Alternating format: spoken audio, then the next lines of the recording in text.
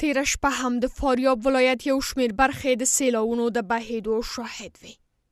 د فاریاب د والي ویان عصمت الله مرادي وایي د دې طبیعي پیښې په پایله کې 6 تنه مړه، 15 تنه ټپیان او 8 تنه نور هم لا درکه دي. د ښاغلي مرادي په وینا د سیلاوونو بهیدل مالی ډیر تاوان یې هم اړولی او بیلابیل بنسټونه زیانمنو ته د مرستې د وړاندې کېدو په هڅه دي. سیلاب خرشان که دیشب در حالت فاریاب سرازیر گشت که در برگیرنده ولسوالی‌های گرزیوان، بلچراغ، قیصار و چلگزی بود، خسارات جانی و مالی هنگفتی را بر باشندگان محل بنشا گذاشت که در نتیجه 66 نفر شهید، 5 نفر زخمی و 8 نفر مفقود در این ولسوالی‌ها داریم. این در حالی است که در سیلاب دیروز بیش از 18 نفر در این ولسوالی‌ها شهید داشتیم.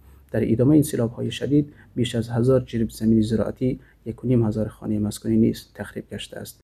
لدې سره مهاله په بادغیس ولایت کې سیمه چارواکي تیره شپه د دې ولایت په یو شمیر برخو کې د سیلاوونو له بهیدو هم خبر ورکوي. د دوی په وینا دا پیښه ځاني او مالي تاوانونه هم لري، خو لا هم د هغه کره شمیر نه دی روښانه. تیره شپه یو ځل بیا د توپاني اورښتونو او سیلابونو راوتلو له امله د بادغیس ولایت په ټولو ولسوالیو کې خلکو ته ګڼ شمیر مالي زیانونه رسېدلي چې ترڅنګ یې د ځاني تلفاتو احتمال هم شته.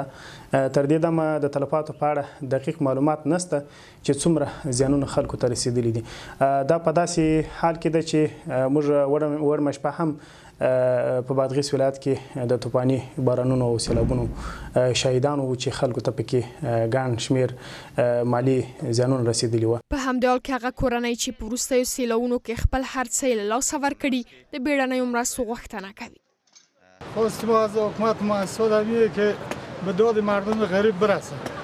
مردم دیگه همه دار و ندار خود از دست داده، صرف همین جان خود بسیار به یک مشکلات بیرون کرده از این حادثه سیل دیگه. یعنی خودت میبینی، مشاهده میبینی به چشمت که نه زندگی مونده، نه درخت مونده، نه خانه مونده، نه شال مونده، نه جل مونده، هیچ چیزی. خواستم از حکومت که از مؤسساتی که به داد مردم غریب برسه و این مشکلات ما را کمی دست بتونه ما از مشکلات روزگار نجات بدیم. لدې سره د اسلامي امارت چارواکي د طبیعي پیښې زیانمنو ته د مرستې د رسیدو لپاره له هڅو خبر ورکوي.